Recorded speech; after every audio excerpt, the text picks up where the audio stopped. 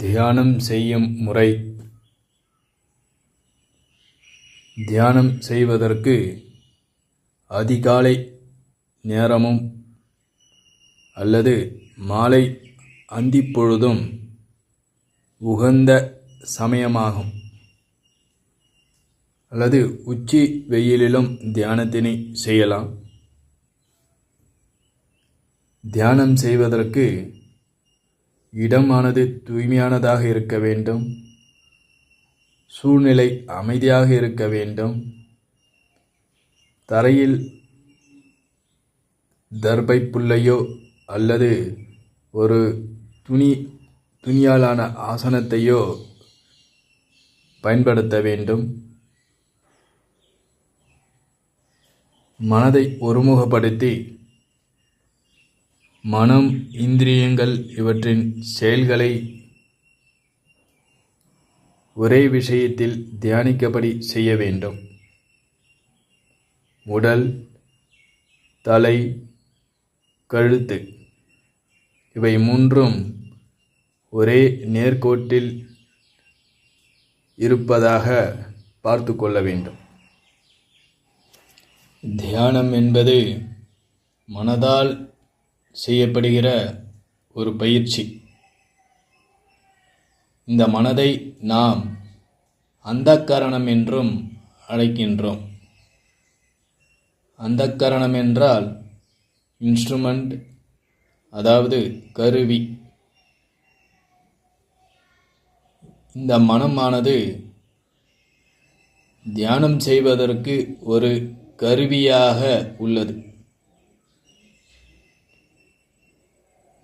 நமது மனதை நாம் செம்மைப்படுத்துவதற்கு 3 நிலைகள் இங்கு சொல்லப்படுகின்றன.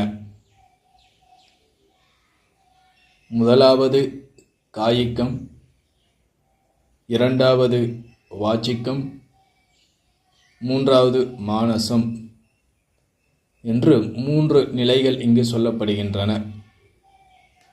இந்த 3 நிலையிலும்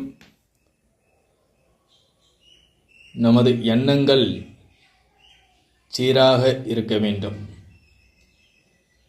தியானம் என்பது மேல்நிலையாகும்.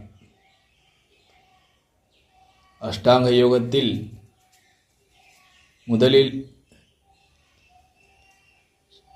சமதமாதிகள் சொல்லப்பட்டு யம, நியம, ஆசன, பிராணாயாம, பிரத்யாகாரம், தியானம், சமாதி என்று சொல்லப்படுகின்றன. தியானத்திற்கு தயார் செய்வது என்பது எவ்வாறு என்று நாம் அறிய வேண்டும். உதாரணமாக ஒரு கதை ஒன்று சொல்வது உண்டு. ஒரு மந்திரியானவர் தான் வீட்டில் வளர்த்த ஒரு பூனையானது ஒன்று இருந்தது. அந்த பூனையானது வேட்டையை பழகவில்லை. அந்த மந்திரி வீட்டு பூனை ராஜா வீட்டில் இருக்கின்ற எலியை பிடிப்பதற்கு திறமையற்றதாக இருந்தது. ஒரு சாதாரண ஒரு குடியானவனின் வீட்டு பூனையானது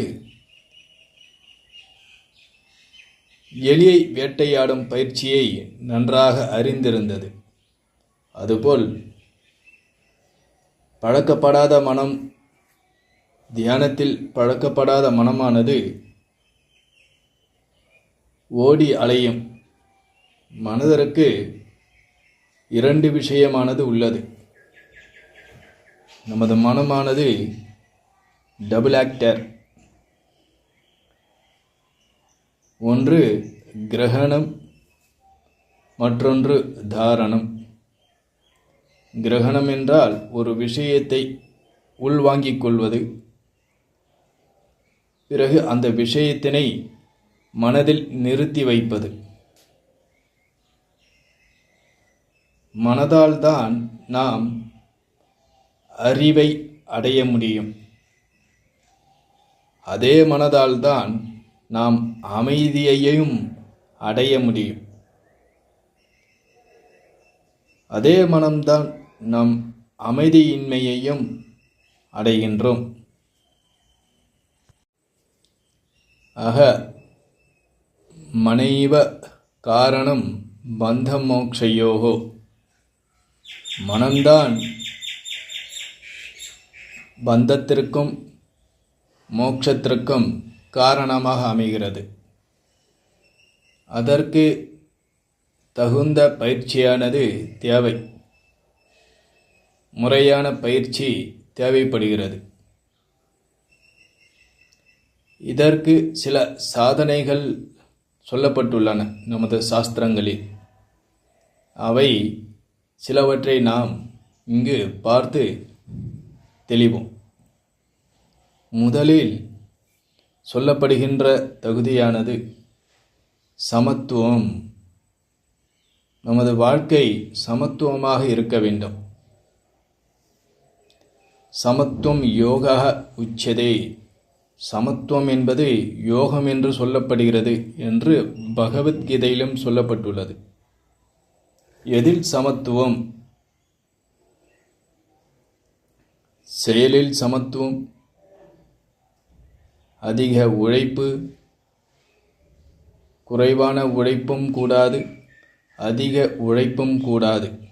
ஆகவே செயலில் சமத்துவத்தை நாம் சமமான பேலன்ஸ்டு, இதனை நாம் கடைபிடிக்க வேண்டும். இரண்டாவது ஆகாரம். இந்த ஆகாரம் என்ற உணவிலும் சமத்துவத்தை நாம் கடைபிடிக்க வேண்டும்.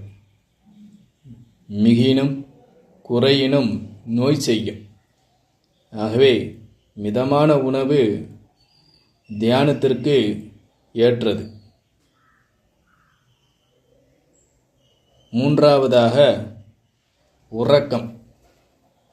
உறக்கமும் சமமாக இருக்க வேண்டும்.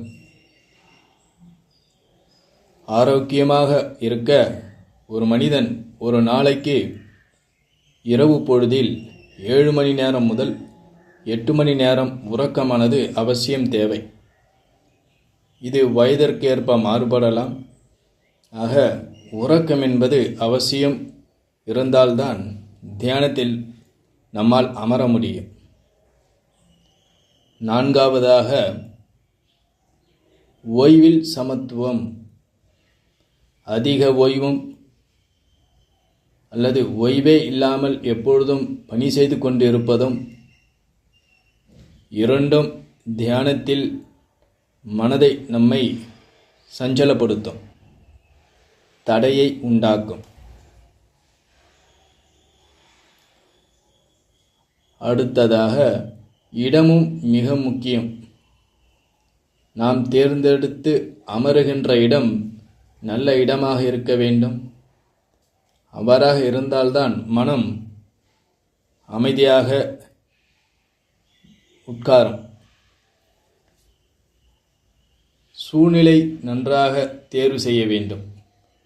சூழ்நிலை அமைதியாக இருக்க வேண்டும். இவையெல்லாம் ஒரே நேரத்தில் செய்து பழக வேண்டும்.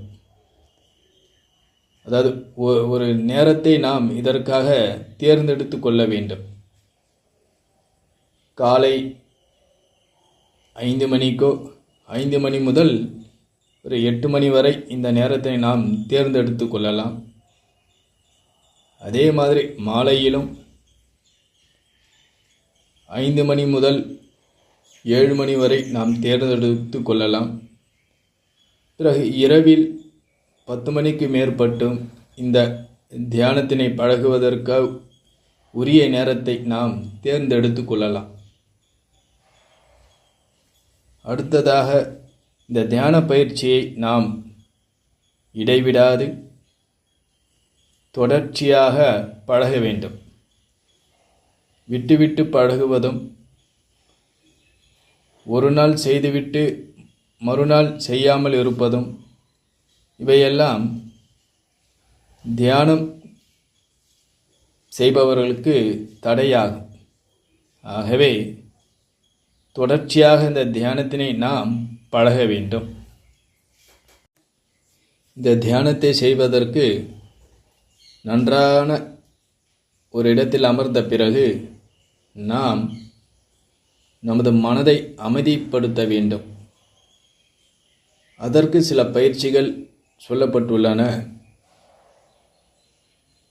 நாம் மனதில் நமது உடலை கவனிக்க வேண்டும். உடல் நேராக இருக்கின்றதா? கழுத்து நேராக இருக்கின்றதா? கண்கள் மிருதுவாக மூடப்பட்டுள்ளதா என்பதை நாம் கவனிக்க வேண்டும். சுவாசத்தை கவனிக்க வேண்டும். மூக்கின் வழியாக சுவாசம் உள்ளே சென்று வெளியே வருவதை நாம் கவனிக்க வேண்டும். இவ்வாறாக கவனிக்கும் பட்சத்தில் நமது மனமானது அமைதி வரும். இரண்டாவது, நமது புலன் உறுப்புகளை மனதால் பார்க்க வேண்டும். புலன் உறுப்புகள் என்றால் ஞானேந்திரியங்கள், கண், காது, மூக்கு, தோல், நாக்கு. இவைகளின் செயல்களை நாம் மனதால் கவனிக்க வேண்டும். அடுத்ததாக, நான் அமைதியாக இருக்கின்றேன் என்று மனதில் எண்ண வேண்டும். மனதினுடன் சண்டை போடாமல் மனதிற்கு பணிந்து போக வேண்டும். ஹே மனமே, இப்பொழுது நான் தியானம் பழகப் போகிறேன். ஆகவே சிறிது நேரம் நீ அமைதியாக இருக்க வேண்டும் என்று நாம் நம்முடைய மனதிலிடமே பிரார்த்திக்க வேண்டும்.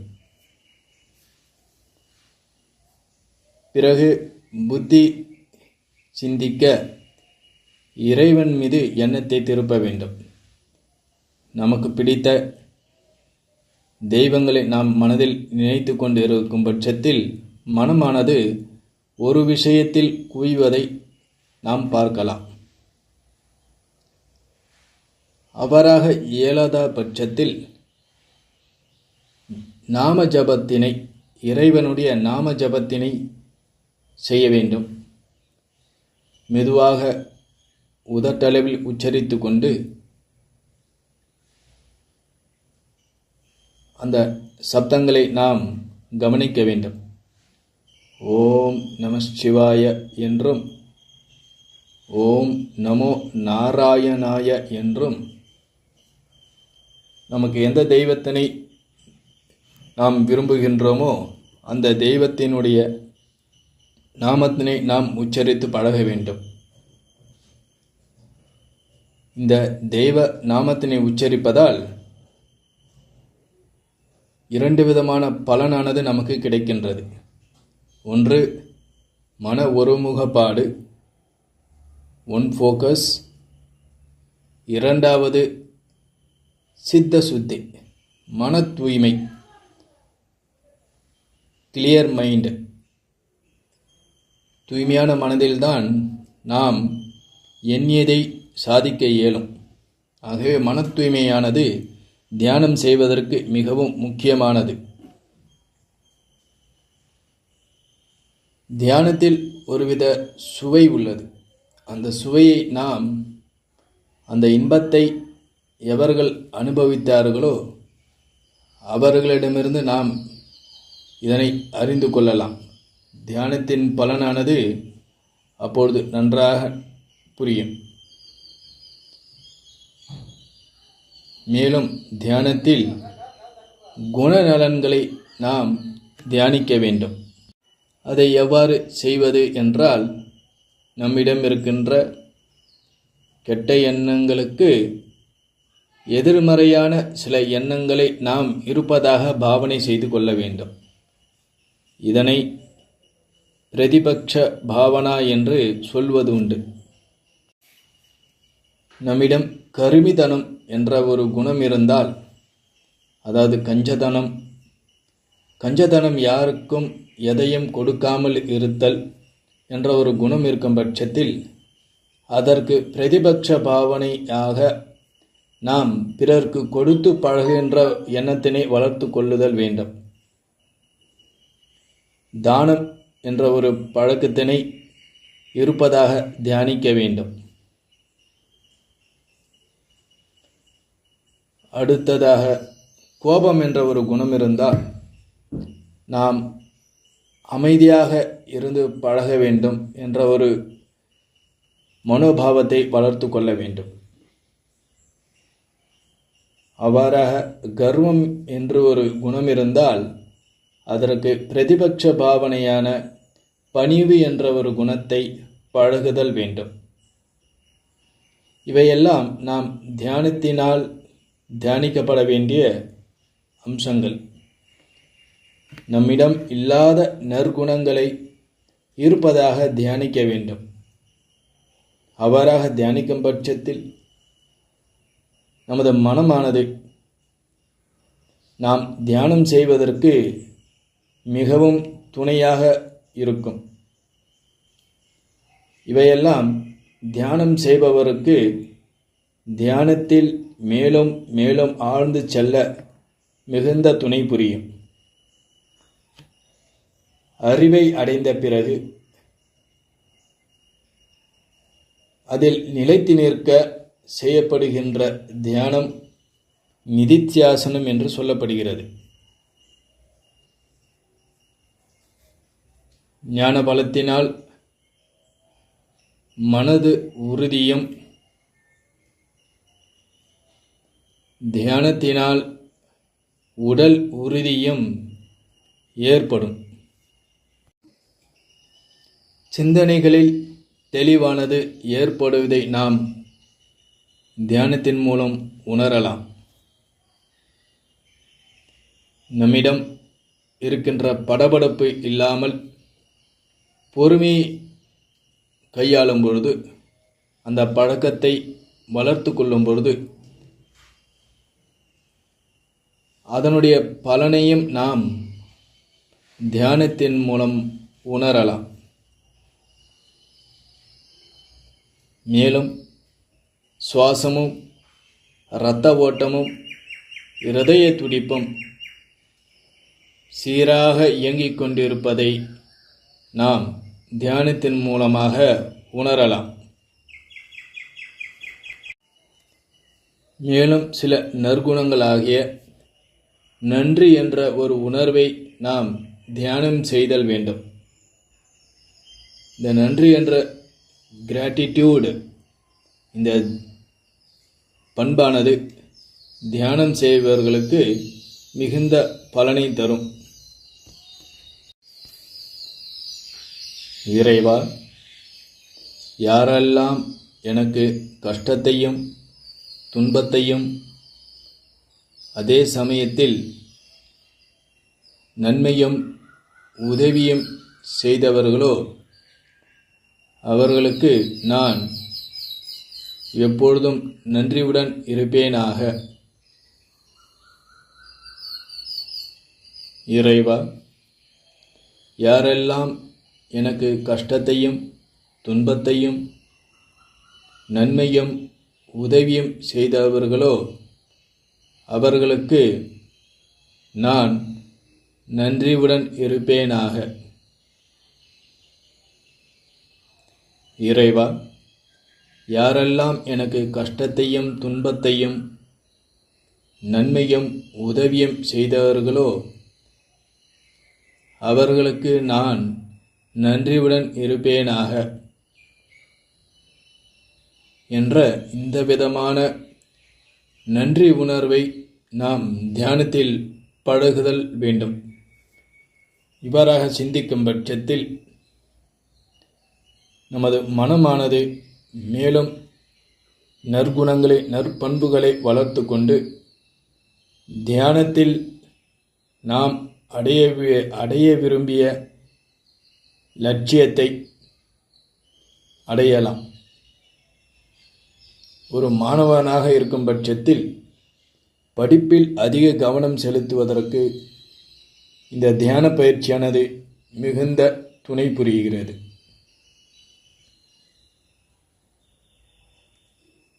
ஒரு தொழில்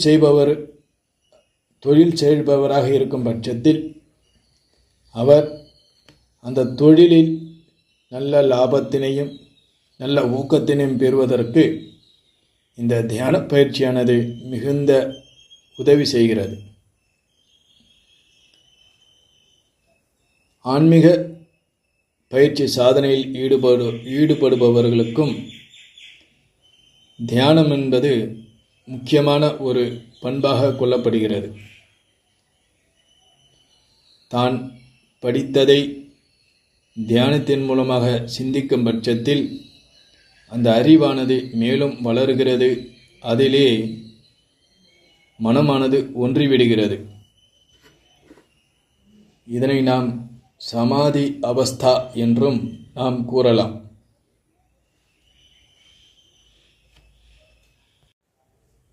இந்த தியானம் செய்யும் பொழுது அதற்கான சில அங்கங்கள் சொல்லப்படுகின்றன.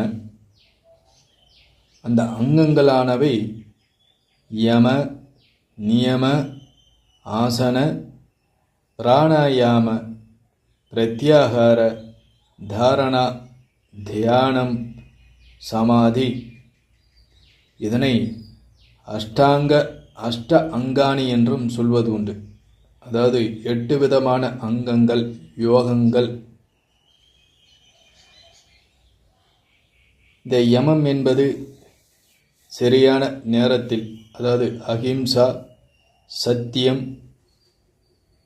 திருடாமல் இருத்தல், ஒழுக்கம், பிறர் பொருளின் மீது பற்றற்று இருத்தல், இவையெல்லாம் யமம் என்று சொல்லப்படுகின்றன. நியமம் என்பது தூய்மை, எப்பொழுதும் நமது மனதை சந்தோஷமாக வைத்துக் கொள்ளுதல், தபம் செய்தல், படித்தல், தெய்வ வழிபாடு, இவையெல்லாம் நியமமாக சொல்லப்படுகின்றன. இந்த விஷயங்களை மகாவிரதம் என்றும் பதஞ்சலி மகரிஷியானவர் குறிப்பிடுகிறார். தியானம் செய்ய பழகும் பொழுது நமது மனதில் வேறு வேறு விஷயங்கள், சித்தவிருத்திகளானது குறுக்கிடுவதை நாம் பார்க்கலாம். அவ்வாறாக அந்த எண்ணங்களை குறுக்கிடும் பொழுது அது தியானத்திற்கு எந்தவிதமான பிரயோஜனமும் இல்லாமல் விலகி சென்றுவிடும். தியானத்தில் மனமானது ஒருநிலைப்படுவதற்கு நமக்கு பிடித்த இஷ்டமான தெய்வங்களை எடுத்துக்கொண்டு அந்த தெய்வ மூர்த்தியை நாம் தியானிக்கும் பட்சத்தில் நமது மனமானது ஒருநிலைப்பட்டு மிகுந்த சக்தியுடன் இருப்பதற்கு மிகவும் ஏதுவாக அமையும். இவ்வாறு தியானம் பழகும் பட்சத்தில் தியானம் பழகுபவருக்கு அஷ்டமா சித்திகள் என்று சொல்லப்படுகின்ற அனிமா, மகிமா, லகிமா, கரிமா, பிராப்தி, பிராகாமம், ஈஷித்துவம், பஷித்துவம் என்ற ஐஸ்வர்யங்கள் கிடைக்கப் பெறக்கூடும். இது தியானத்தின் உச்சநிலையில் இருப்பவர்களுக்கே இது கைகூடும். தியானம் செய்வதற்கு தகுந்த ஒரு பொருளை நாம் தேர்வு செய்யும் பட்சத்தில் மனமானது ஒருநிலைப்படுவதற்கு மிகவும் சரளமாக ஒரு உபாயமாக கொள்ளப்படுகிறது. தியானம் செய்யும் பொழுது நமக்கு இடையூறாக இருப்பது உறக்கம். அந்த உறக்கம் வராமல் தமோகுணத்தில் மனமானது சென்றுவிடாமல் நாம் சத்துவ நிலையில் நமது எண்ணங்களை வைத்துக்கொள்வது, அவ்வாறாக வைத்துக்கொள்ள முயற்சிப்பது பழக வேண்டும். மேலும் ரஜோகுணத்தின் மேலிட்டாலும் நமது மனமானது சிப்த நிலையை, அதாவது ஒரு படபடப்பு என்ற ஒரு நிலையை அடையக்கூடும். அதனையும் இல்லாமல் நாம் பார்த்து கொள்ளுதல் தியானத்தில் மேன்மையை அடைய விரும்புபவர்கள் கடைபிடிக்க வேண்டிய ஒரு செயல்முறை. இவ்வாறு தியானம் செய்து பழகும் பட்சத்தில் நம்மிடம் ஒரு வசீகரமானது ஏற்படும். சொற்களில், நமது செயல்களில் எல்லாம் ஒரு மாற்றமானது ஏற்படும். அது பிறரையும் கவரக்கூடும். ஆகவே தியானம் என்பது நாம் எதை அடைய விரும்பினோமோ அந்த விஷயத்தை அடைவதற்கு மிகுந்த உதவி புரிகின்ற ஒரு சாதனமும் ஆகும். ஆகவேதான் இந்த மனதை நாம் அந்தக்கரணம், மனம்தான் நம்முடைய சுகத்துக்கும் துக்கத்திற்கும் காரணமாக அமைகிறது. ஆகவே அந்த மனதை நாம் செம்மை செய்யும் பட்சத்தில் அந்த மனமானது நமக்கு நண்பனாக மாறிவிடுகிறது. மனதை நாம் செம்மைப்படுத்துகின்ற பயிற்சிகளை செய்யாத பட்சத்தில் அந்த மனமானது நமக்கு எதிரியாக மாறிவிடுகிறது. எவரெல்லாம் தியானத்தில் உயர்ந்த நிலையை அடைய விரும்புகிறார்களோ அல்லது வாழ்வில் அமைதி,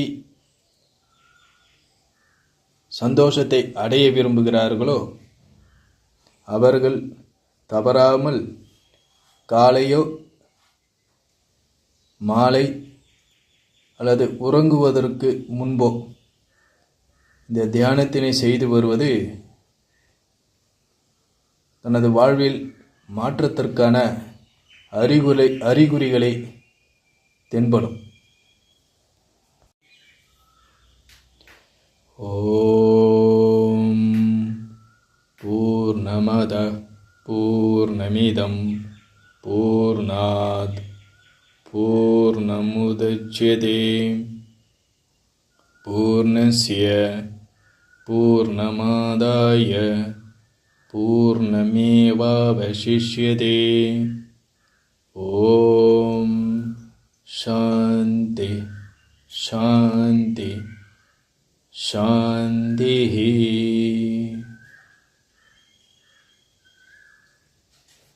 மேலும் தியானத்தில் ஆழ்ந்து செல்ல சில மனதிற்கு இனிமையான சில இசை கருவிகளை கேட்பது நல்ல பலனை தரும். இப்பொழுது நாம் தியானத்தில் அமர்ந்து கொண்டு இந்த புல்லாங்குழல் இசையை நாம் மனதால் காதால் கேட்போம்.